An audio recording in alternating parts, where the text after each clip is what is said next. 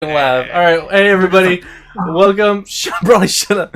Everybody, welcome to episode 5. Spoiler discussion of Falcon and Winter Soldier. Sorry, it's a little, we're all fucking laughing and shit because we're just making jokes beforehand. And I can't get off this giggle fit. But what we just finished watching episode 5, and this episode was like a mixture of holy shit, we're starting, let's go, and then we brought it the whole guy. The biggest, like, I don't know, everyone, we were all expecting some kind of like just constant rising action, especially after the ending of last episode. And then yeah, it just kind of like, I don't know, it just it tried to fill in the spot of where the show hasn't filled in yet, where it's like they're friends, like, they kind of persevered through it all. And so I mean, I'll get into what I felt about it, but how do you guys feel? What's the overall thoughts? I'll start with Goss this time. Goss, go ahead. Amazing fucking episode. That episode was godlike. It felt mad long. There was so much shit that happened. Like, holy shit. Yeah. I'm pissed about the ending. I'm pissed. Yeah, we'll get to it. We'll get to it for sure. Pissed. I'm pissed in a good way, not in a bad way. Yeah, of course. But okay, yeah, it was a fucking sick episode. It was really dope. There was a lot of action. There was a lot of a lot of shit that I had been throughout the entire series. There's like unanswered questions. Stop saying like, damn it. So I can't help it.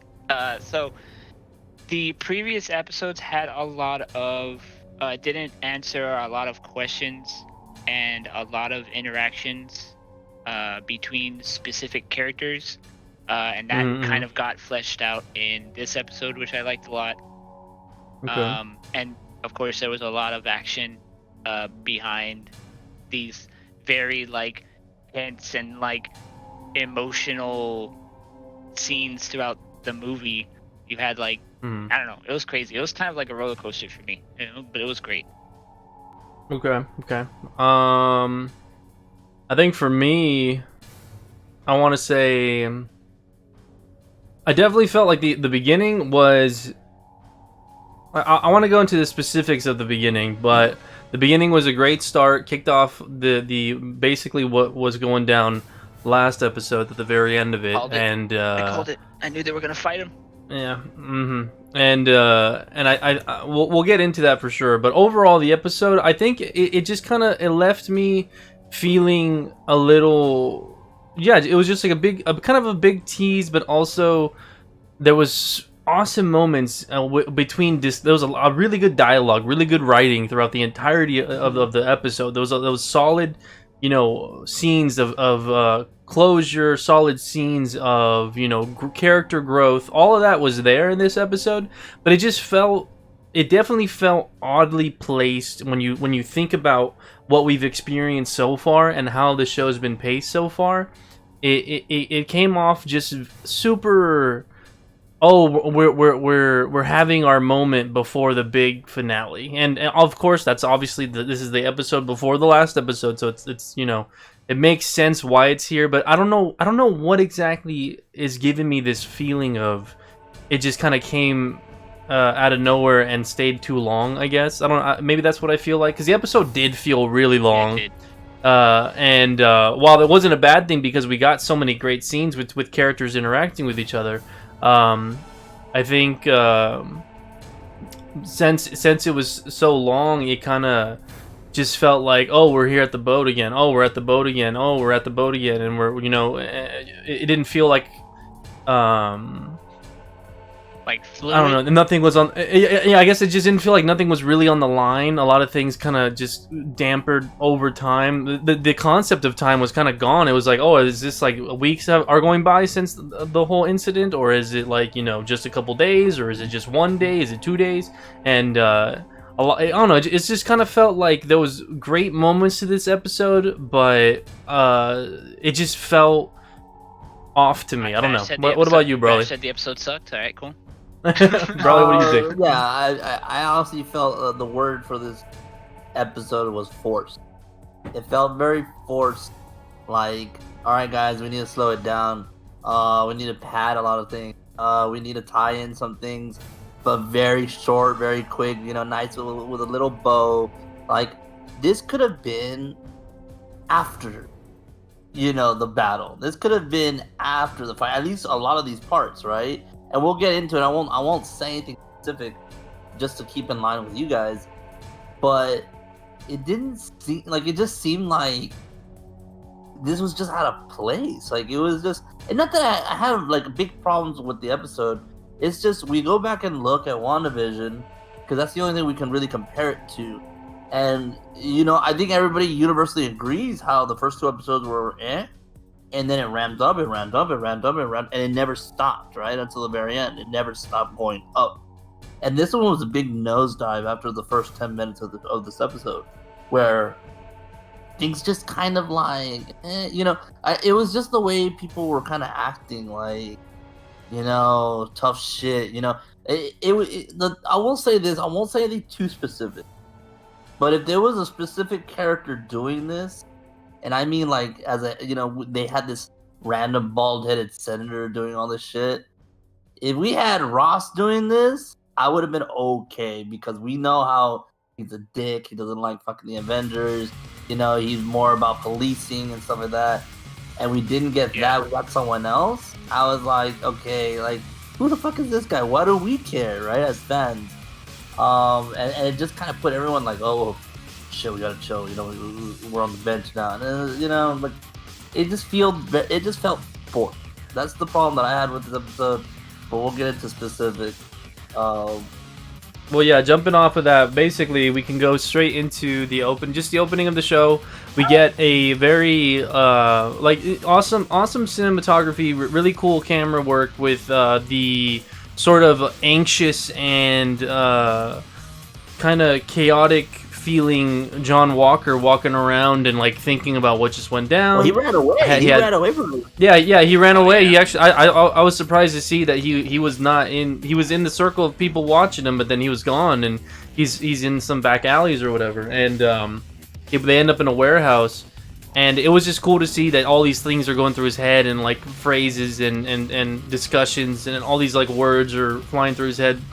About what went down and like what he's fighting for, all this other stuff, and so you feel like he's breaking down, and you feel like he's acknowledging like fuck, what did I do, but then Falcon and Bucky show up, and John Walker stands up and he's like, time to go to work, and he kind of just like psychs himself back into shape. And it's a little jar, like you're like, oh wow, I thought he was like kind of just freaking out over everything, and they were gonna talk him down, but more so he just tried to walk it off like, okay, I did that, let's go, get the fuck out of bed, bitch, go. and so how'd you guys feel about that whole moment with John Walker and where he ended up and all that? Yeah, I thought it was, it was a little different. It just felt like he was outside surrounded by people, and then he was just able to kind of like run off. Well, I mean, but like, who's gonna stop him though, right? Like, yeah, I feel like that makes sense, because like with something like that kind of stunning happening in the middle of the square, it just kind of seems like you just saw this guy kill this guy, and everyone has their camera out. If he starts walking, people are gonna back up, be like, oh fuck, nobody's gonna stop and he's just gonna walk away. Yeah. I thought the fight was really cool. I really liked the fight. Mm-hmm. I really liked. I mean, I don't know. I didn't get a lot of Civil War last fight vibes on this one, because it was more like, it was kind of like flipped, it's kind of like, oh, this is evil Steve Rogers kind of, right? But it's not, I like the way Falcon was fighting. Like, you got to remember throughout this, and this is going to be brought up a couple times, when we talk about the episode in depth, but Sam Wilson doesn't have the serum like Bucky and John Walker does. Yeah, and you really see that because Bucky takes most of the fucking brute force hits. Yeah, and so like, and the thing that was so cool is that like Falcon is moving all over like here and there, and using his wings to kind of like outmaneuver. Yeah, like he scoop him up, or like he was like under him at one point, and then the thruster got him out of under his feet and like back up and stuff. Yeah, very cool stuff. But at the end, John Walker was able to break his wings off. It was fucking crazy. Guys, what did you feel? I want to point out that there was a point where John Walker was whooping their ass. Yeah.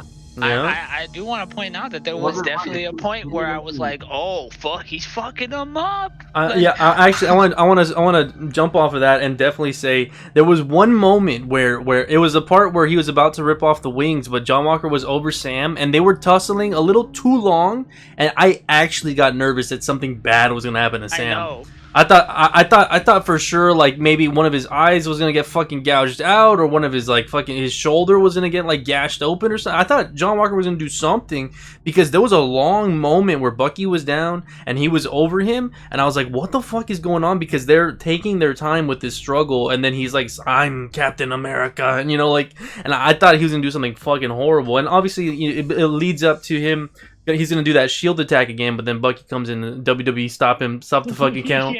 So I said, I was like, it felt like a wrestling match. It felt like, what they do in wrestling where it's like 1, 2, and then fucking someone jumps in from the other end and like stops it. Tag me in. Yeah. But I mean, I thought the fight was very creative with what they're given. We got everybody's a brawler in this fight basically, except Falcon has wings. And it was also I thought it was really cool to see how what happens is John Walker essentially fucks up both of them nasty, and then knocks out Winter Soldier, and then starts fighting the Falcon. And that's when one of the things that I really liked about this fight was showcasing how well Sam was able to maneuver and like use his wings and like jet in the fight. Because I mean, you see him do this. You've seen him use his jetpack and like his wings in fights before, right? But this is like the first time where it was kind of like there was more than just like one short like, oh, I'm gonna do this like backflip kick, and like the jets and the wings pop out and then like hit you, and like most of the time he's just like flying around and just like shooting bullets out of like his little thing, or like hitting people. So like seeing him be a little bit more I guess like hand to hand with using his wings was pretty cool. But on the flip side of that, I really liked how John Walker was able to like do certain things to like stop his momentum. Like he would try to like, you would see Sam try to do that shit with his wings, and John Walker like flipped him and like threw him on his fucking back. Yeah, I was like, oh shit, like he knew like that's how that worked. Like all right, I think pretty cool. I think overall, while as enjoying the fight for what it was, I really enjoyed it. But I just it's something that's just kind of built in me with the way I process like history within the franchise, and also knowledge from the comic books and all that stuff. I just the way it's placed in the show, and how soon John Walker became a super soldier. I just feel like it makes sense that there has to be a tussle. There has to be some kind of like fight that's going on that's very tense. But I just in the comics, John Walker would have got his ass kicked. Like fucking we got 2 seasoned veteran fighters basically when it comes to overall saving the world and shit. and especially what is it? Especially Winter Soldier, because he has the skills of years and years and years of being the Winter Soldier, and he has a vibranium arm from fucking Wakanda, and it's like I really don't know what the point of his arm is. Like there was no sort of like upgrade that he has shown. Like how in Black Panther they show that his suit absorbs damage and then he dishes it back out. Like his suit will take a brute force hit and then he'll like exert that energy back at the person. Like I thought that was maybe something they were going to implement with his like moveset or something, but I just really that's always bugged me about how they handle characters and their experience, and how experience outwins or outplays power every time. And yeah, I just don't. I felt like you had two Avengers who were very, very capable of getting out of situations, taking on a freshly new super soldier, and they like had a hard time when. Well, like I said, I mean, they had a hard time with Spider-Man. Mm-hmm.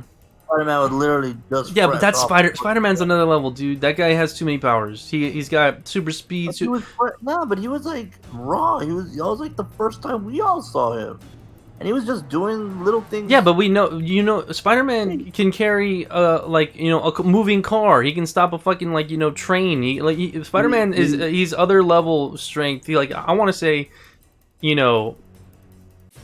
whenever him and Steve matched up in Civil War, Steve just outplayed him in the sense of like, here, I'm dropping this building on you. You got to hold it up while I walk away. Yeah, but he beat him because of experience and because of thought. Mhm. And these guys tried their best, and eventually Red Wing kind of took him away, Uh-huh. but can still beat them. And so and they even acknowledged this at the end of the episode, where they're not like great as a team. Like they're not great, Uh-huh. but they're professionals. And so I think I know what you mean, and that's why they had to do the whole training montage for Sam. But I just felt like it's Sam, and you gotta understand, you can't discredit John Walker because he has been training. No, I know, but I'm saying like you're doing tours in Afghanistan and you're a soldier, and then you get super soldier serum. It's not like I mean, I just feel like there's a huge difference between the Winter Soldier who also trained the Black Widow's crew, like that whole school and stuff like that. Like it's things like that where He's not Winter Soldier anymore. Like he has some of it in him, but it's not him as the Winter Soldier. Like Winter Soldier was peak, his power.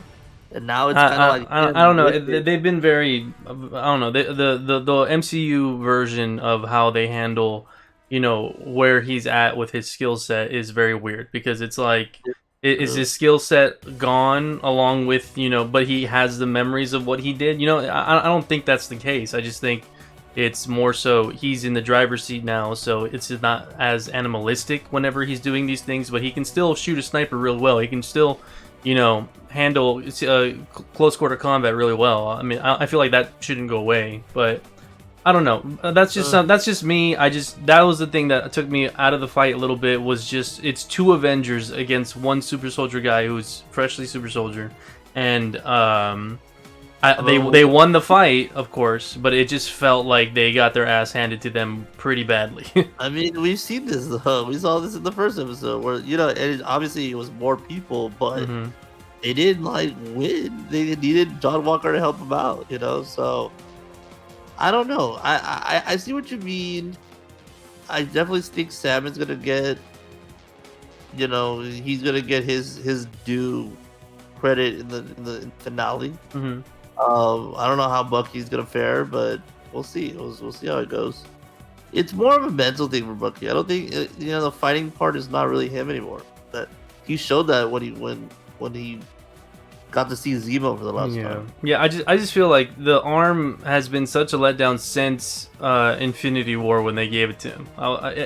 It just felt like here's a brand new vibranium arm that has the Wakandan tech behind it, but there hasn't been any sort of standout moment in the movies or in the show where it's done something new. You know what I mean? I'm kind of let down by that. I'm still holding out hope that there's something in the future for it, but I just don't see anything. But moving on past that, the fight was great. They end it with breaking his arm. They're both fighting for the shield to get removed, and then they around the corner they break his arm, which was fucking gnarly. I was like, damn. That was gnarly. Yeah, I was like, damn. Like you think of these like superhuman soldiers, and the last thing you think of is someone being able to like powerhouse themselves into breaking some of their own limbs. But sure enough, we got his arm being broken, and then Bucky kind of just takes him down, and he's on the ground now for good. Well, not for good, but knocked out. Yeah, basically using the Falcon thruster to push while Bucky holds him in place, and that's how Yep. they break the arm Yeah. off. So, well, not And- off, but they just break it. But yeah, it's just one of those things where you see the downfall of this of John Walker, and you see all of this unfold, and just a small bit of you. Like I think in this fight, I lost that sort of like, you're not Cap, and we're gonna take you down, like they're gonna kick your ass because you're not Cap and you're trying to fill his shoes. Like I think that part of me is gone. It's just more so of, here's this like broken dude that you feel sorry for, but they have to stop him. Yeah. That's kind of where I lied. I'm lying with that, and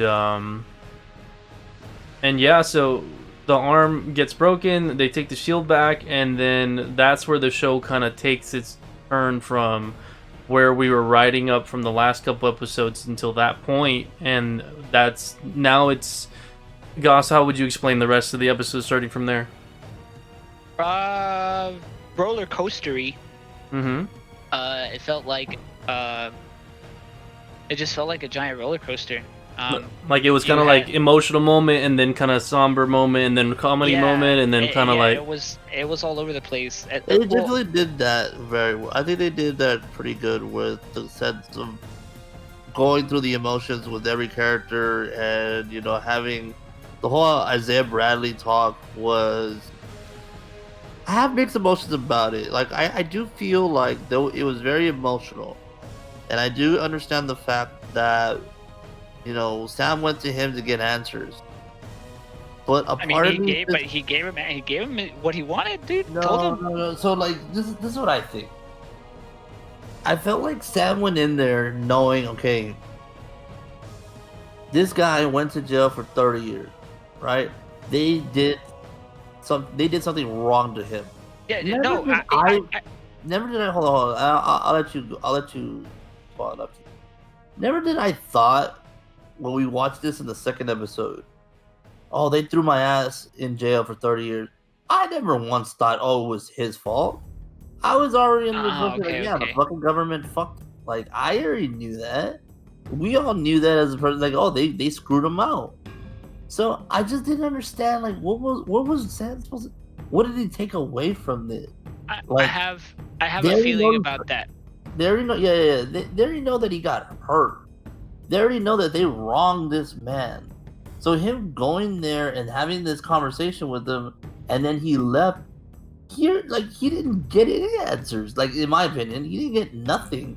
All it was just, oh, here's a history of Isaiah Bradley. Mm-hmm. Well, I mean, I don't even know. I don't know if he was looking for exactly answers, because he took the shield for a reason, and I think I think maybe Falcon was trying to do something like, here, this belongs to you, or he was thinking. Because didn't they tell him? Yeah, didn't they tell him that he doesn't have the shield? Well, I think it was more along the lines of like, I got the shield back.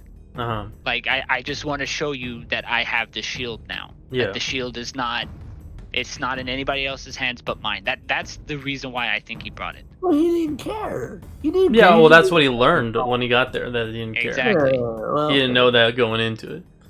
But I thought, I mean, that scene was definitely like the room got quiet that we were in, and we were all kind of fixated, and my girlfriend was like, man, this show's good, because it was like, it was a really intense scene where the actor playing Isaiah Bradley just did a great job with delivering that emotional sentiment of like his comrades and what they did to him and what he did to comrades, and showing his his scars from all the experiments, and his wife, like all of that just combined, it really, I think that's why this episode kind of took that turn of learning that people are good, or learning that people can be good, because Falcon kind of got fucked up walking out of that conversation, because he's like, shit, dude, this is the country that I want to fight for, but I'm like, they fucked over this guy bad. Yeah, and he straight up told him too. He was like, dude, I know you have, and that was the thing that kind of like, I didn't know how they were gonna go with it after he told him, like, dude, when he said, they will never accept a black Captain America, and no self-respecting black man would ever want to be Captain America. Yeah. I was like, oh shit, like that's gonna hit. But That's gonna yeah, hit home. Like fuck, like I wonder how that's gonna like affect. Because I mean that's still very like impactful, right? Like regardless. So I wondered how that was gonna like affect him. And it wasn't until like later on in the episode where his sister was like, "You're really gonna let that dude get to your head, yo? yeah. Like, you're really gonna let him like mess you up?" Yeah, Like, come on, and dude. it really shows that, you know, if you're not there, because I like that one line that she gave in that moment, because I'm glad you brought it up, because in my mind I think about things that have happened in my life and like things I've experienced people tell me personally, or like I've seen them have to go through. It doesn't compare when you tell somebody about it, you know what I mean? Like whenever you tell somebody like, oh yeah, this guy did this and that, to them they're just like, oh yeah, that's man, that sucks.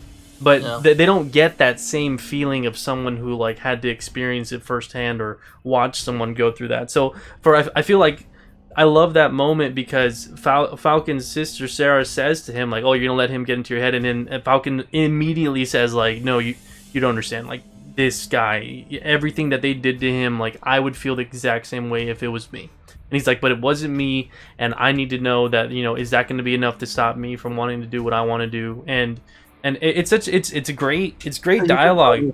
Pain. He just knows that where Isaiah Bradley's coming from is right, Mhm. but he's kind of given into the pain. Yeah. And he doesn't want that. Like Sam wants to fight for it. Like not give up. You know, I also that's his think- whole message. I also think that message translates throughout the rest of the episode, basically, because even that talk that him and Winter Soldier had, where he told him like, Sam basically relayed the same sentiment that his sister did to him, but to Bucky, when he told Bucky like, you really think all that therapy bullshit's gonna work, dude? He's like, that you have to do, like, you have to learn how to be your own person. Stop letting other people control who you are. And I think that is what Sam's sister was trying to tell him. Like, Yeah. feel bad for Isaiah Thomas. Like, yes, he Isaiah went Bradley. through all that stuff. Or yeah, Isaiah Bradley. My bad. Isaiah Thomas. Isaiah Isaiah Thomas. Basketball. NBA. Okay. Anyway, so like, and I feel like you know, she's telling him that because yes, you should feel, you know, remorse for this person, but he's not you. Like at the end of the day, you're not him. So you need to make your own path. You need to make your own decision and your own choices. And Sam basically told the same thing to Bucky at that moment that they talked before they dipped, when he was like, dude, you need to stop listening to this therapy bullshit, and you need to do the work, and you need to become your own person, and stop letting other people dictate who you are. Yeah. Solid. Yeah, that's why I said, like, I think the while the overall presentation of the episode itself probably, like, you know, fell a little short when it comes to, you know, grabbing the audience and taking them for a ride sort of deal. It did a great job with its dialogue, and it did a great job with its character to character like interactions. And Also, we got a couple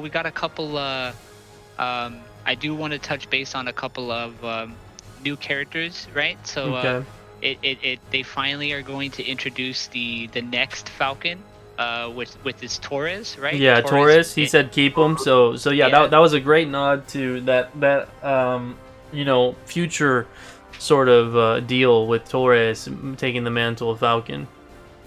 And that it's exciting for sure that the MCU is doing a pretty good job at laying these seeds. Like, even what's the name of I believe his name's Eli.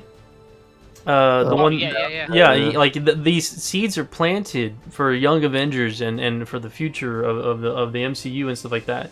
And so I think, like, we're while the episode did have these moments where we kind of went down here and kind of just chilled out and everyone's just talking and stuff, we did get some things that move out of it. Like, we have that scene with John Walker in the courtroom and Yes, they're basically dismantling him and saying like, no, like, you know, you're not gonna be this, you're not gonna get benefits for being a veteran, none of that stuff. Like, they basically just said like, thank you for your service, you fucked up, so goodbye. And I love the acting from this guy. Again, killed it. He, like, you can see how just totally unhinged he is behind his eyes when he's talking to them and saying like, you built me, like, you. when he popped off. Yeah, when he popped off and they're just sitting there and like, let me, like, he's just saying like, no, like, let me talk, like, you did this to me, I did everything you asked, I was the soldier, I was whatever you wanted. And he's right, he's sitting there and he's totally right. Like, they used him as a puppet, and he made some bad decisions while he was in that spot, and they don't give a shit. They're cutting their losses, getting rid of him. And you know, we do get another character reveal. Yes. From this lady named Val that walks up and gives this whole spiel about basically she knows every little fucking thing. She's been watching the show. She just got off episode 4, and I don't know too much about this character, but from what I'm guessing, she's supposed to be either Viper or like Madam Hydra. Madam Hydra. Yeah. Yes. Contessa Valentina Allegra de la Fontaine. Yeah. So that's she's also supposed to be coming out in Black Widow. Damn. She's casted to be in Black Widow. So that character is actually going to tie into the new movie, which is why I was really excited, because the fact that there's somebody who's Hydra getting in contact with John Walker is very Yep. very scary stuff. Very scary stuff. Mm-hmm. So I feel like that introduction and that sort of that scene itself was maybe a little too, what's the best way to explain this? Like, it felt like that scene was too on the nose. Hey, this is a TV show. You know what I mean? Like, because there was no sort of inkling that she would know all of this, obviously, but she does because of her position and who she is. But it's just like, I was at this court hearing and I'm at this bench that no one else is around except for you two, and I'm gonna, you know, do this whole breakdown of who I am. But obviously, you know, this is superhero stuff, this is, you know, MCU stuff, but it's great that we got a character reveal for Madam Hydra, and I can't wait to see where it goes. Yeah, Again, it's gonna be cool. It's gonna be very cool. I think we also, another character, I guess it wasn't a character reveal, but it was more so a character reappearance. We got a GSP's character back in the show. Oh my God, and I'm guessing he's going to be in the finale, of course, because he wants Falcon. And I have a suspicion that Sharon was talking to him, because she was talking to a French man on the phone, and the first thing GSP does when he comes in and says bonjour, you know, he starts talking in French to her. I mean, it could be. It definitely and could so be. I'm really wondering, like, what is Sharon up to, man? Like, what is she doing? Because she's on the phone when she's talking to that person. She's like, "Oh, I'll get you double. You know, I know. Are you mad? Are you finished? Blah blah blah. I'll get you double." And so, do you guys have any theories that she's the power broker? I don't know. I mean, that's floating around because we don't have any sort of anything else to jump onto. I still want to be Ross. But like, people want it to be Ross, people want it to be Sharon. I saw on Screen Crush, I believe.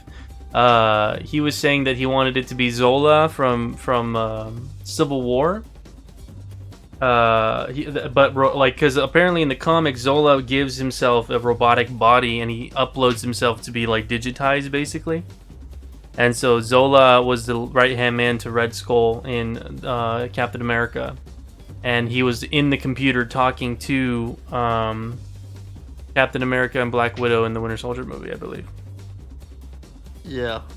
And so that would be really, really crazy and kind of like a, you know, out of left field sort of reveal. But I really don't know about the Power Broker. We're on episode 6 coming up, and we still don't fucking know.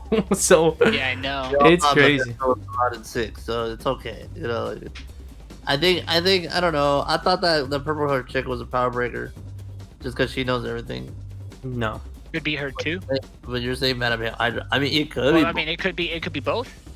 She could be both. Yeah, that's the thing that we also need to understand is that the MCU is its own take on things. They can take inspiration from the comics all they want, but they also can kind of do whatever the fuck they want. So Yeah, it's true. Yep. but all right, I guess going into more of the episode, we get to a really, really cool. I thought this was probably one of the best scenes besides the Isaiah Bradley one. I think the scene that was really, really cool was the kind of closure that we got between Winter Soldier and Zemo. That scene was pretty. That scene was dope. That Oh scene. my God. That was really, really cool. And Bucky looked like he was gonna cry. Dog. yeah, like I'm so gonna be we get. real honest. It was just cool that Zemo's there at the it's like the Sokovia like memorial basically, right? Yeah. And I know the episode before. I think it was the episode before the one before that. Zemo says to them both, he's like, "Have you all ever considered going to the memorial?" He's like, "I didn't think so." And so sure enough, he's there, he's looking at it, and then we get Winter Soldier showing up right beside them, and Zemo being as cool and chill as ever. He's just like, well, it took you long enough or whatever. And Brawley, how'd you feel about that scene? What'd you take away from it? What'd you feel? Well, I mean, obviously, it's kind of like seeing the full enclosure. I mean, not really, because of what Sam talks to Bucky about at the end, but it's kind of like you see how Bucky has transformed himself. To Zemo, Bucky's a killing machine. He's a weapon. Mm-hmm. And that's all that Zemo ever looks at Bucky for, is that he's a weapon. That's it. And Bucky's trying to show Zemo that, no, I've escaped that I'm past all that shit, and I'm not gonna be what you want me to be anymore. Because I don't know, it's just so weird. I don't know what was Zemo's plan. That's the only thing that kind of upsets me a little bit, is like Zemo kind of was just kind of like, oh, I'm gonna take this time out of jail to enjoy the moment, and that's it. He was on this, he got his stuff back, he put on the mask, he was going clubbing and dancing, and he was on his jet and all this stuff. But where was the plan? If he would have at least said, I knew there was nowhere for me to go, so sort of kind of thing, Mm-hmm. I would have been okay with it. But I mean, again, the delivery for Bucky, faking out that he was gonna shoot him and showing him the bullets and something like that. That was cool. That was really that. cool. That was a really, really, Yeah, really it was, and I think there might be an inkling of Marvel likes doing these things where they'll have a moment and they'll have it feel genuine, and it came and went, it's done. But when the Wakandans are taking Zemo away, he has this kind of blank look to his face. It looks like he's a computer thinking, and it's struggling to think or something. I think they're just gonna have him there, and that's it. And then if we ever need to have Zemo come out sometime, we have an excuse. He's in Wakanda. He's not dead. But I kind of like that. Yeah, I like kind of that. like that. I do too. I wouldn't want him dead. But if you were to escape, I wouldn't be mad at that either. If you were to go, I guess what I was getting at was you never really know what Zemo's planning. So I'm not gonna fully say that he knew he was gonna get caught at that exact moment and that he knew Wakanda was gonna take him away. But no. I think maybe that could be a possibility. Maybe Zemo did kind of understand. Okay, here's the chessboard, and I'm losing this hand right now. I'm gonna get caught.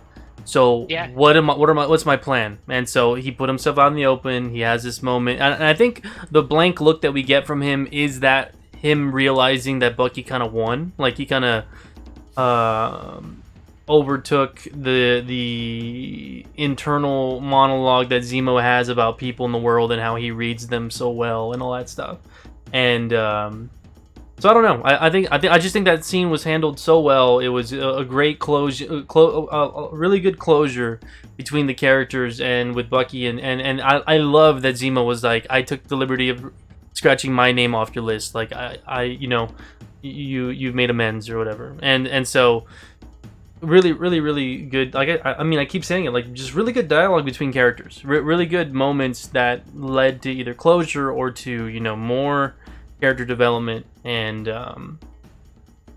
then I want to know. Just curious, what did you guys think when Bucky said, "Hey, I need one more favor"?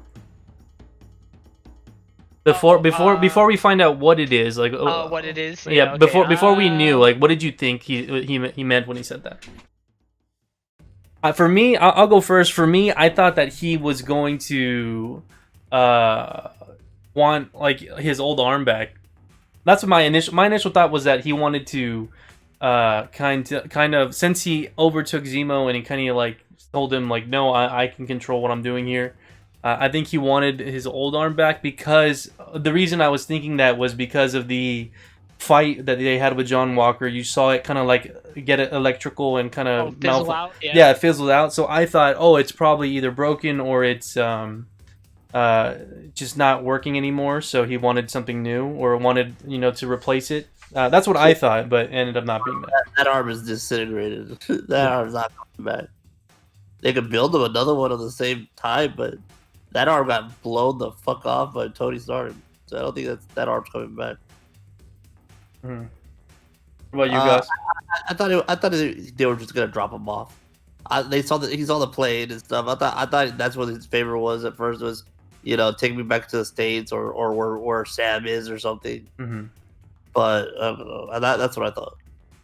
I don't know. I didn't think it was gonna be what it was. I'll tell you that. Yeah. I just didn't know. I didn't know what it was gonna be. Mm-hmm. I mean, it seemed like it seemed. What's the word I'm looking for? Like, it seemed like it was gonna be. I felt more like he was gonna ask him to, like, because in my head I was like, well, what the fuck could he be asking for?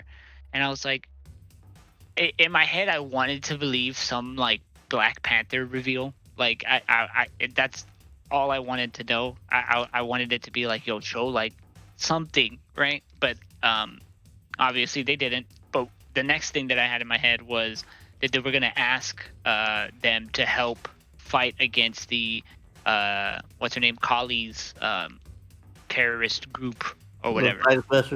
Yeah. Like that's what I thought the favor was gonna be.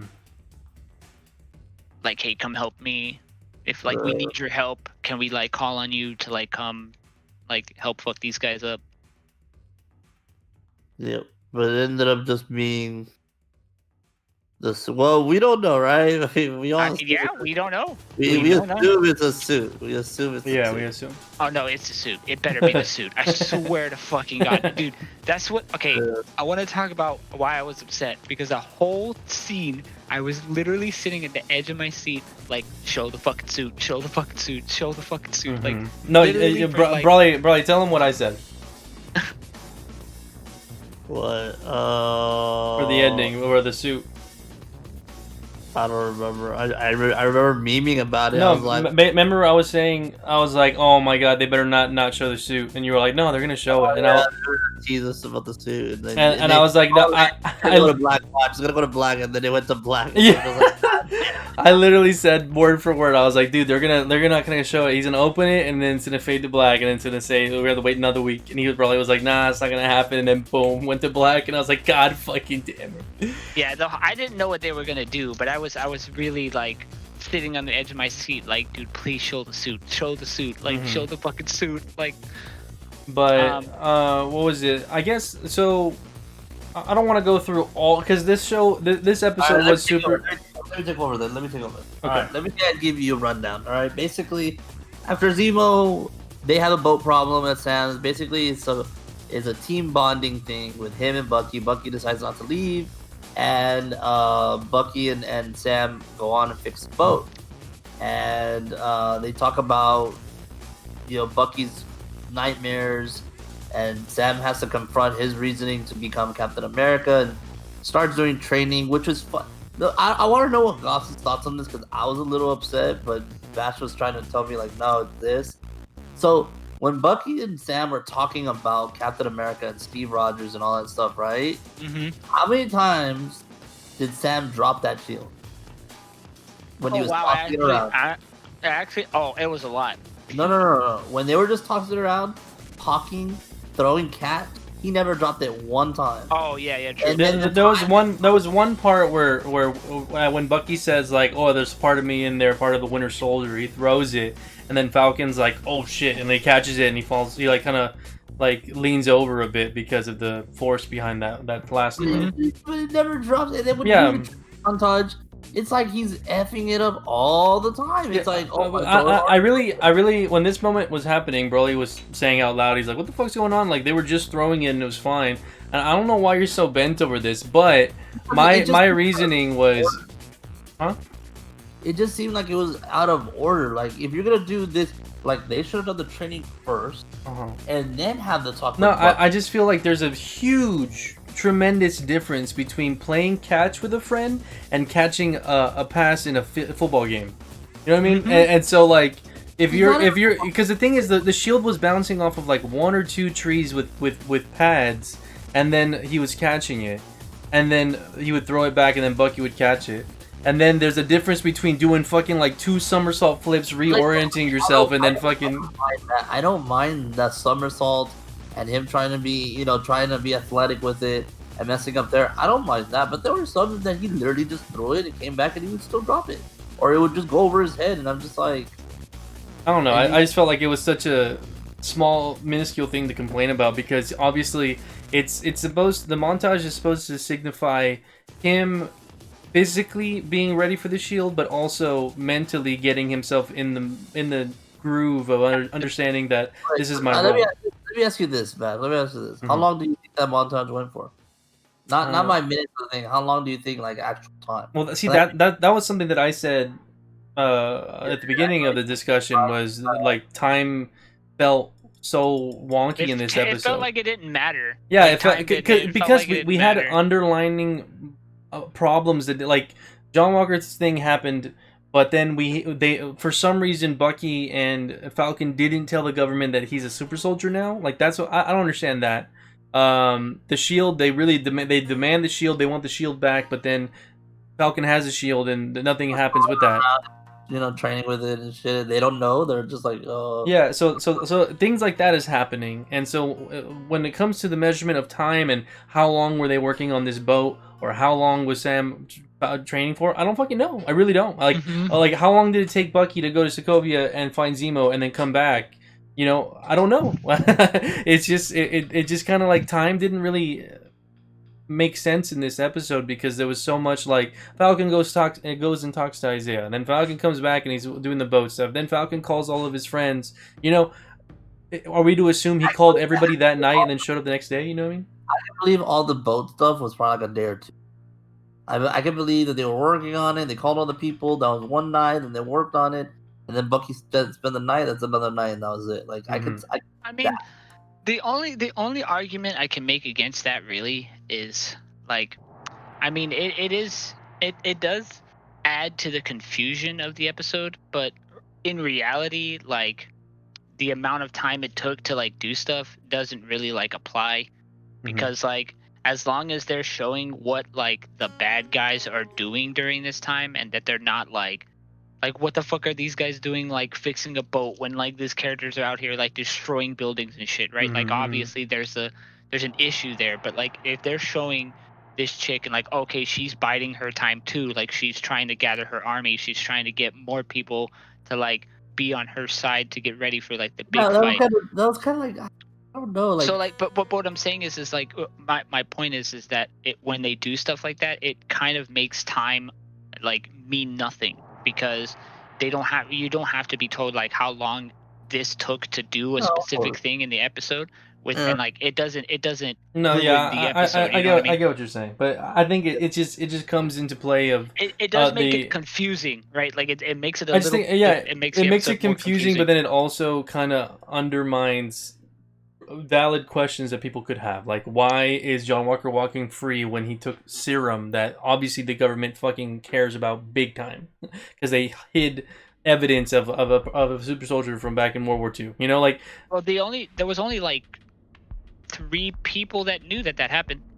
Yeah, no, that's what I'm saying. But like, if 2 of them are Avengers and they work for the government, so like I would think they would tell that the guy who's been an asshole this whole time and the guy who killed somebody, like, yeah, he's a super soldier, you need to detain him, not let him walk away freely. You know, I feel like something like that kind of got overlooked, which doesn't make sense. That too, and then like I think it's just funny that we go back to the Flag Smashers and like they're setting up and they're planning for something, right? But like they get just weapons and I'm just like I don't know, like it just seems like once the serum was destroyed, I kind of just gave up on the idea. Like I didn't care about them anymore. Like some of them are dead. And a lot of them got arrested, and she has maybe like 5 or 6 people, and you could be like, well, they're all soldier serum people or whatever. But we saw in the last episode how they got bodied. You know, like they're not even that great.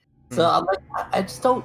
I don't know. Like I'm trying to like not be too harsh on the Flag Smashers and not be too mean about it, but it just seemed like I get the message. Like she's going down, you know, a dark path, right? She was supposed to be this girl that cared about people and cares about her message, and now she's taking it too far towards supremacy, right? Like I get that. It's supposed to reflect what Zemo was saying all along. He's like, this is the path that people go on, and she's not redeemable. And I told Falcon, and you know, he didn't believe me, just like you know, Steve wouldn't. And so it's pushing that narrative a bit more. Yeah, I just think her threat's laughable. I don't think it's like I think it's there, but I also don't think like, oh man, we got to be gearing up and this and that. Like I feel like Sam's fight and his motivation to fight and to train and to practice with the shield isn't the Flag Smash. It's the American people. It's the eyes of the public to become this black Captain America. Yeah, 100%. Like, that's what I'm saying is I think that the Flag Smashers have been reduced. Like they're a problem, but they're not the main problem. The main problem is probably going to be John Walker, and the main problem is going to be the government. The thing is, I don't know. We could be seeing. You know, we've been saying in these past discussions that they're really setting the roots for the Young Avengers, and we got this and this and this. We could be seeing the roots of, you know, what was it? Some sort of like Thunderbolts or Dark Avengers grouping. Because if we got John Walker becoming U.S. agent, we've got Zemo going to the raft and him becoming like, you know, some sort of Thunderbolt related storyline later. That also could be coming into play. We might be seeing some sort of like, you know, quote unquote Legion of Doom sort of deal. That would be so sick. Yeah, it would be cool. It would show a potential like, here's this person's you know, this person's rival. Here's this person's like, you know, the one that they have a connection to. That would be cool, but I mean, it's just I don't know. It's just too big of a stretch, especially because Zemo's not going to partner with these guys. I don't give a damn what they want. Zemo wants these people dead more than anybody, so I don't see Zemo teaming up with them. I would love to see the Thunderbolts. I just don't see it with this group. I think I don't know. I just like if Zemo's being sent to the raft and not Wakanda, then it feels like they're setting up for Thunderbolts. And you know, he might show up in Black Panther too. He might show up. You know. Yeah, he might be in Black Panther too. Maybe. Who knows? And so I don't know. I feel like there's things that could like I said, Marvel's so good at like having this web and just spreading it in such a way that you don't realize until later. Yeah. And so yeah, it's very interesting what's going on with Zemo. It's very interesting what U.S. agent might turn out to be and where he aligns and how it all works out. Because we already saw that like in the comics, Power Broker gives him the serum, but Battlestar's dead and he got the serum just by chance. So that's already things that are different. And you know, now with Madam Hydra talking to him, we don't know. It's really interesting. But I mean, going back to the Flag Smashers, I mean, I agree with what you're saying, Broly. I think the Flag Smashers aren't meant to be prolonged. I think that's a kind of like a contained story for this show. But I mean, I did think it was dumb that Falcon and Torres were talking, and they just got finished saying that Torres was like, oh, she's really good at what, like, she's staying really, really low, and she's really good at what she's doing and all that stuff. And Falcon's like, yeah, I know. And but then the next scene we get with Carly, they go back to that same little plaza that they were hanging out with, like, and I was like, why would you return to that place of all places? I'm sure, like, you know, they've got that shit, you know, controlled. That's my problem with the episode. I think the episode's good. I definitely think it's weak. I won't say it's bad. I'm not gonna go that far and say, oh, this episode was bad. It's not bad.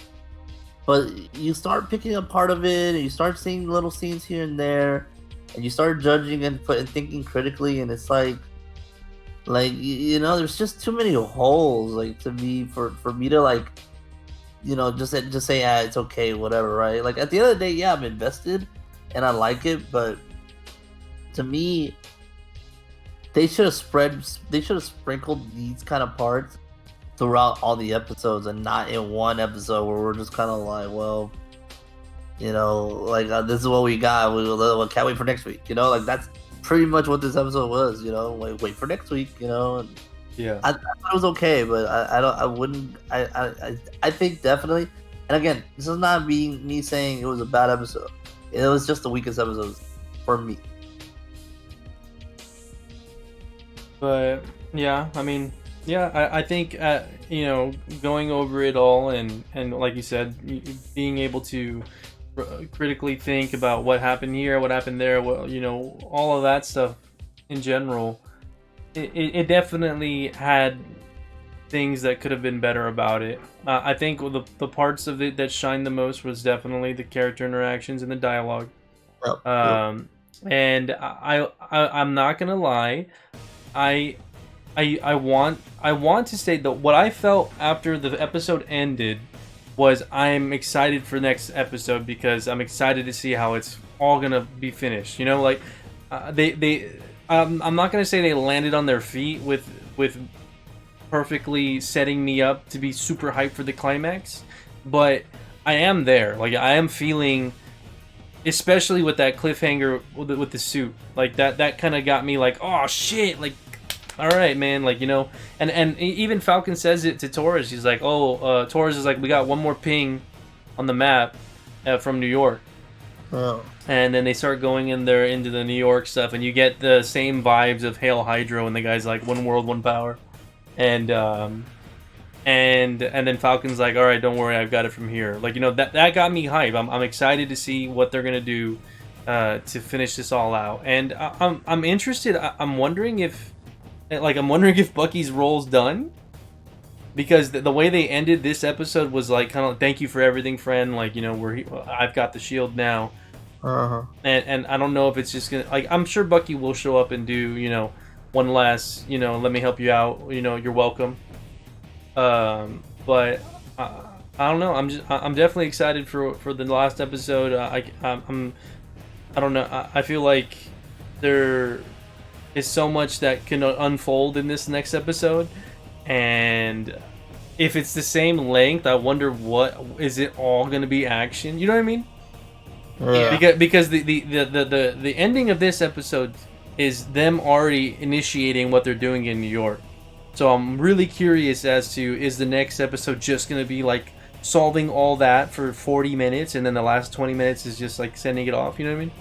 Probably. I mean, that's actually not a bad take, and I mean, that coincides with what Brawley was saying about how the episode, or what you and Brawley were saying also, is how this episode had a lot more dialogue than anything. So, and I mean, that would make sense as to why they compiled all of it into one episode, because the next episode is going to be nothing but like you know how when you're playing an RPG, and just before you fight the final boss, you and your RPG like team are in a town, and everyone's having their, like, these two characters go over here and talk, and these two characters go over here and talk, and it's like the final, like, oh, we're gonna save the world tomorrow kind of deal. Yeah, it kind of felt like this episode felt like that. It's like that section of a JRPG where it's like, oh, the final boss fight's coming up, so we're gonna have our last talk about how, oh, I've done this, all the and adventures that we did. And yeah, exactly. Yeah. So that's what this episode felt like, and that's why, you know, initially it feels weird, but then it's like, okay, I understand why they're doing this, and it's a little,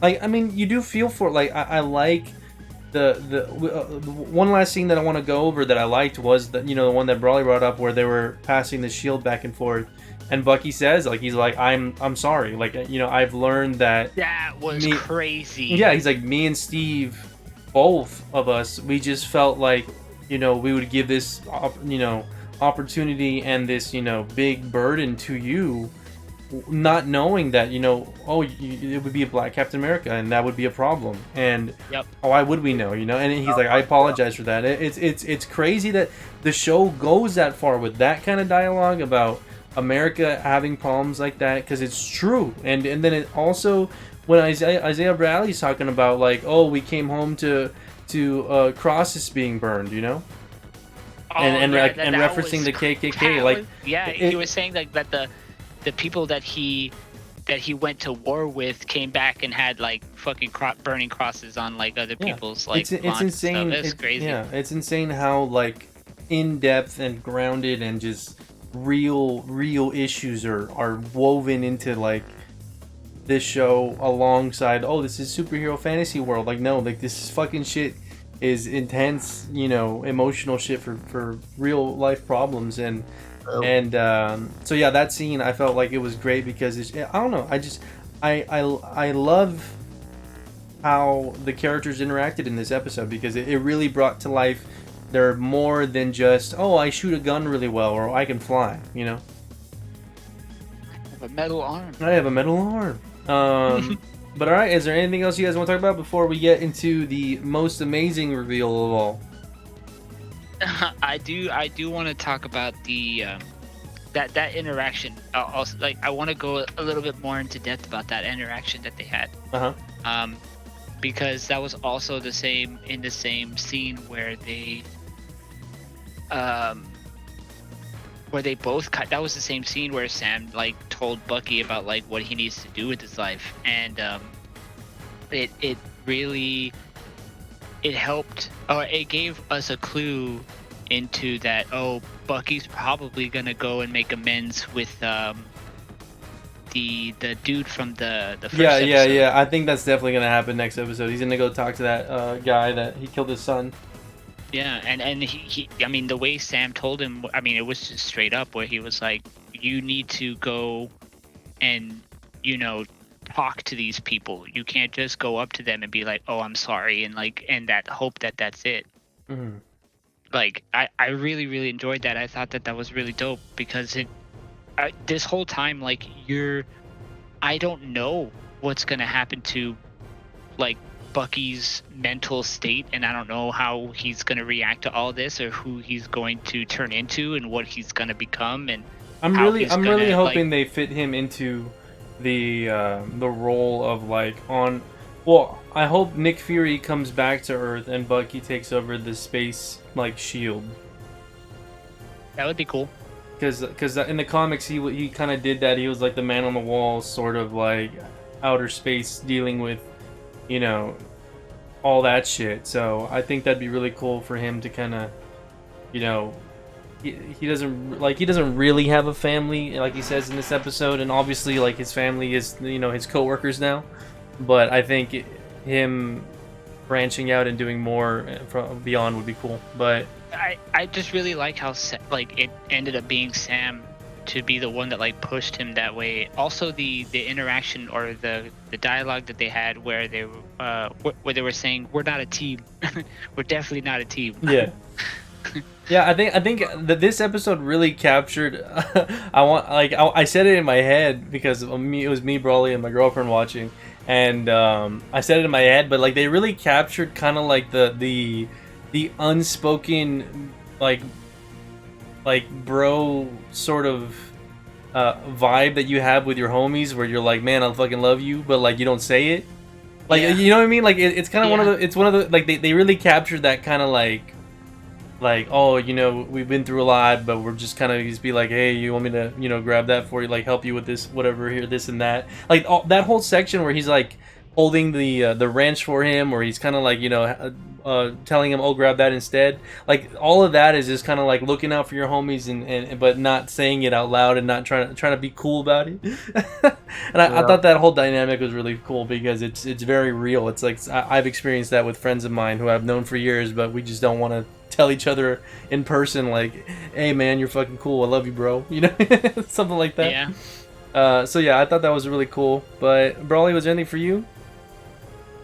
I want to talk about my favorite scene in the whole damn show. All right, well, we'll just get to it. So the last thing we're gonna end on is, please go find your local cosplayer and help him out with getting with John Walker, because I'm more than sure John Walker went home that day and looked up on Google do-it-yourself Captain America shield. They went up to Tom Nook to get the recipe. Yeah. Give me the recipe to make Captain Oh America. my god, I can't believe that we had to watch a post. Like, I at first I was like, wait a second, because you hear the hammer. And me and Broly both, like, super loud, we're like, Tony Stark built this in a cave with a box of scrap. Oh yeah. Like yeah. at least have some vibranium, right? Or get sent some vibranium by that girl, or so. I don't. It looked like the first shot looked like a goddamn trash can lid, and I want this episode the episode 6 to start with John Walker walking up and being like, I can do this all day. Look at a freaking. Look at a kid in a mirror needing to be like, I am Captain America. Yeah, he's just sitting there. He's like, I am Captain America. Oh my I'm not done cosplaying yet. How'd you feel about that ending scene, guys? It was hilarious. It was pretty fun. Like, I don't know what do you think they were trying to convey with that? Like, basically So I kind of had this feeling of like he's crazy. Yeah. I think he's crazy. Like I think that they wanted like that. No, like even the fact that the government legally stripped this dude's title of Captain America. Mm-hmm. Like he still has it in his fucking head that he's Captain America, and I feel like you're kind of crazy if you think that. Like, come on, man. Like, yeah, that scene with Battlestar's parents, you kind of get you understand what the show is trying to accomplish when they're talking, but we have the Battlestar's parents saying like, the guy that died, we're so glad that you caught the one that killed him. Like, you're 100% sure it was him, right? Yeah, okay. That guy, I'm so glad you caught him, because that, was some sort of closure. And that John Walker knows it wasn't him. Like, that wasn't the guy that killed Battlestar. Yeah. And then the show goes further and says, the mom comes up and she was like, that guy who died, yeah, my son, he told me every day that his biggest, he was so proud to be your partner, and he was so proud that you were Captain America. And so John Walker in his head, this guy is like, his twisted brain and his hypercritical, way of thinking about himself. He's there sitting like, but I'm not Captain America. But I need to be Captain America. Like, I can't let down these people, and I can't let myself down, and I have to live up to Battlestar's expectations. So all of that's happening in his head, and that's why when she's hugging him, you see him like fucking, focus out and just be like, no, it was everything to me too, and so it's crazy how it's all in the mind. It's just it's the serum amplifies the person. And John Walker has always been the person of like, I need to exceed what people think of me, because that's going to give me validation. And man, that scene just amplifies his craziness in the post-credit scene, because he's making this shield and he's like, no, I am Captain America. I'm going to be Captain America. I'm going to prove him wrong. But I don't know what the fuck he's going to do with some random sheet metal from fucking, Home Depot. Yeah. Yeah, it was very. I was like, dude, why? And then he started to like. It looked like he was like super gluing his metals to the shield and shit, dude. I was like, okay, bro, like, come on. I thought for a small moment, because when he's having that conversation with Madame Hydra, I thought that she was like, oh, and the shield. Don't worry about the shield. Like, it's not even government property. I thought that she was like, we'll get you a new one. I thought that she was gonna give him one. But it ended up, she just said like, oh, it's not. It's a gray area. Like, no one really owns it, and so, it was just whatever. But I thought that was gonna be her way of enticing him. Like, oh, reach out to me, call me. Here's this blank card, and then he was gonna figure it out and then get a shield from her or something. But yeah. And like, really, dude, you're gonna use spray paint? Yeah. Like that's what you're gonna use? Really? You're gonna use spray paint, my dude. God, Like dude. That's what you're gonna use to make the shield, dude. That's me. Cool, man. That's me the night before the con, dude. Dude, spray paint. I spray paint Alright. my arm before I go in there. But alright, I think am Bucky. I am. Who the hell's Bucky? You know, I'm in the mirror looking at that. But alright. I mean, that's pretty much it. And I guess, you know, like we've been doing for all the other discussions that we've had, we will be rating this episode. I want to start with Goss, me, and then Brawly because I want to see Brawly's rating at the very end. But Goss, what do you think? Well, just give your final thoughts to the episode and then what you rate it. So I know you guys had like a lot of like, you guys really dissected the episode and like you know, gave reasonings behind, you know, certain things that just didn't go your way that made like, you know, put a damper on the episode. But for me, one of the reasons that I like Marvel so much is because of the story and character building that they do so well, and that does include the dialogue and just like the way certain things are said and how they translate over to like other characters. And I'm just constantly blown away like every episode where they do stuff like that. And I mean, I understand like the timing and the way that it was given to you and all that, like I get that, but in my opinion, those things like get completely like shadowed compared to like the amount of world building and character development that was in this episode that was very important. I feel like some things I have closure on now, which I didn't think I was going to get. So I really enjoyed this episode, and I'd probably give it an 8.5. Okay. Out of 10. All right. Yeah, I mean, I understand where you come from, and it's always about it's always, you know, different strokes for people. Like what appeals to you, what appeals to me, what appeals to Brawley. It's all different, and I think for me, you know, I went after I ended the episode and walked over here. I had in my head the number 5. I was thinking like, you know, average episode, but you know, reflecting on it more and talking about, you know, everything that we learned and all the things that kind of got set in place for next episode, I think I want to give it like a 6.5. Like it's above average because of the very emotional stuff and because of the leaps and bounds of where they went with, you know, everybody's character mentally and how they are affected by real world problems along with superhero problems, along with family problems. You know, all of that combined really brings it up to like, you know, a 6.5, teetering on 7 for me.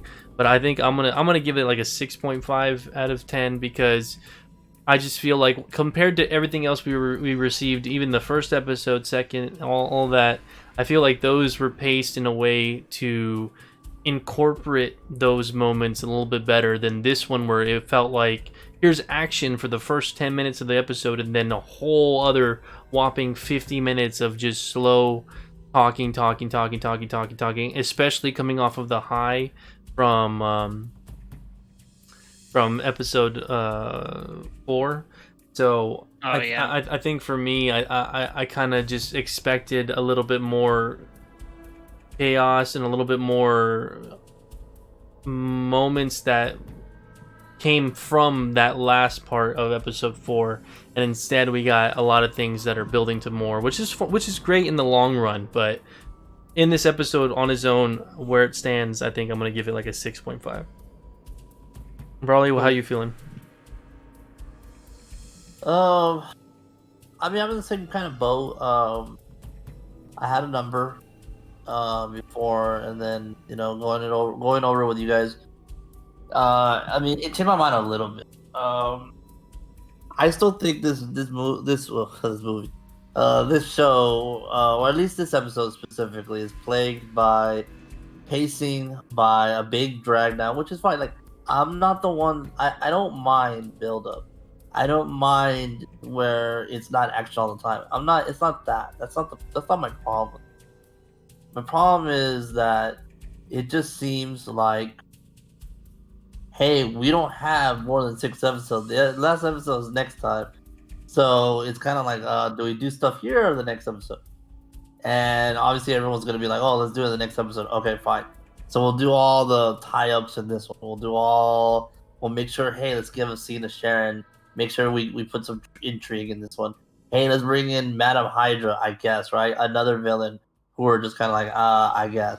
Let's bring up the government being assholes. All right, there's another problem that needs to be solved. Hey, let's remember about the Flag Smashers.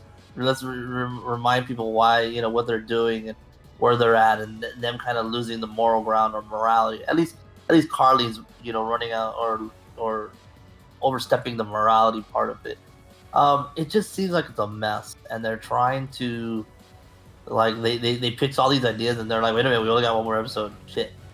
And so it has a lot of issues with when it comes to that. Again, like some kind of holes and some. Oh yeah, let's bring back. I forgot George St. Pierre. Remember him in the first episode? Yeah, let's bring him back. So it just seems like we're gearing up for something that's great, and I'm not really mad in the sense of I give it up on this show or this show sucks or anything like that. I do love the character stuff. I do love what we did for Bucky and what do you call it, Bucky and Sam. Although I will say, again, it just kind of seemed forced because other than that one scene of them in the therapy room, I never really saw them like not coexist. Like it never seemed to be like, oh, I don't trust him. They could have just developed this way more. Like honestly, like if I really wanted to be super pessimistic about this, I could. But at the same time, the show has delivered a lot in all the other episodes. But me, I'm gonna give it a 5.5. I think it was okay. I think it was average, a little above average. Love the character development of all the characters and stuff like that. I'm very hyped for episode 6, but it definitely was a downer for me. Gotcha. Respectable. Respectable. Oh, I do want to point out a scene that we forgot to talk about that I thought was extra hilarious, and I literally looked at the screen and I was like, you don't know shit when John Walker was talking, I guess it was to his wife, right? Mm-hmm. And he's like, they just don't know what it takes to be Captain America. Yeah. And it's like, dog, you were Captain America for like a week. Yeah. What do you mean? Yeah. Like you don't know what it takes to be Yeah, Captain exactly. America. I mean, he felt it firsthand. I feel like he has some kind of inkling, but yeah, definitely was not Captain America very long. To be honest, he's the MVP of the series. I'm like, I know people don't like him, and Dude, I know but his acting is so good. Yeah, like him playing the role of John Walker is a fallen angel. He's somebody who was Mr. Soldier guy, and he had all these medals, and he was the everyone's smile and wave, and I'm Captain America, blah blah. He played the fallen angel role so well. He did such a good job, and yeah, he's honestly I want to see more of him in movies. I want to see him in an MCU movie doing something. But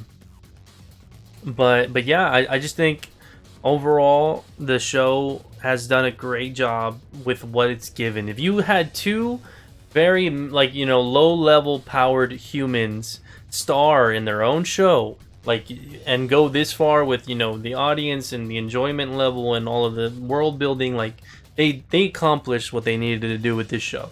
That's what I feel, and we're almost there. It's funny too, because I actually was going into this show thinking that it wasn't gonna be that good. Yeah, a lot of people did too. A lot of people were like, "Oh, how are you gonna make this more entertaining than WandaVision, where she can control minds and make a town do all this shit?" And so they kind of just, like I said, different strokes. Like the WandaVision gave people that enjoyment of supernatural, and this one gave you this enjoyment of like thought-provoking, human problem sort of deal. Like, Yeah, and this the one was a psyche. little bit more relatable, right? Yeah, Like yeah, this for one, sure. like this series is definitely a little bit more relatable because these definitely is. people are like, they're going through human issues and having human problems instead of like, That's why I've oh, always said I it's love. Wanda with the brain, she's got the power. She got the like, brain. the brain. But yeah, I think I don't know. I'm very excited and very. I feel like it's there. The crumbs are there, and people might catch on to it. Might get some videos or something if it does come to fruition. But I think Madam Hydra, that moment with her and John Walker, I think that's like the alternate, like I'm the evil version of Nick Fury, and I'm collecting heroes for my own team. That would be sick as fuck. And like I hope that's something that they might be doing, because Do you think he's salvageable?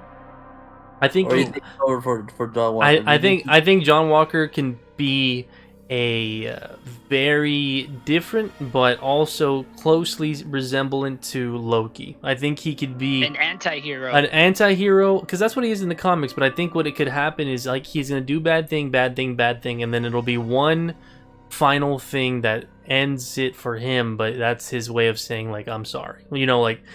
I feel like he's gonna be one of those anti-heroes where at the end of the day he's gonna do something that's gonna save a lot of people, and then but he's gonna have to live with what he's done before then, or just die with it. So I feel like that's what I'm saying. I really hope we see more of him in some way in the MCU moving forward.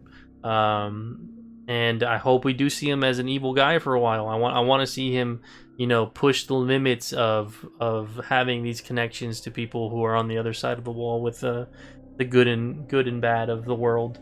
But I don't know. We'll have to wait and see. But I'm guessing that's it. That's pretty much it for us on this episode. So final ratings was Goss gave it an 8.5 out of 10. I gave it a 7.5, and Brawley gave it a 5.5. We will see you again for the final episode next week. And like I've said before, this probably won't be the end of our discussions. We'll just move on to the next show. I know we've got like I'm really curious to see if Zemo might show up in the Wakanda TV show that's happening for Disney Plus. Oh, that'd be cool. Or Black Panther 2. But yeah, I think the next thing that is on the list is Black Widow. I think that's the next thing coming up. And then Loki. And then Loki is the TV show coming up. So we will be having discussions for those and moving forward, all of that good stuff. But thank you again, Broly and Goss, for hanging out and talking shit. It's already almost 4:30 in the morning, but I'm glad that we got through it. Well, we out here talking about it right when it comes out. So thank you so much, everybody who's watching. If you guys are watching on YouTube, we do this on twitch.tv/Vash. We do it right after the show comes out. So like an hour later after, and you've got one more time to come in and talk live in the chat with us and all that stuff. But until then, we'll see you guys next time. Bye bye. Later.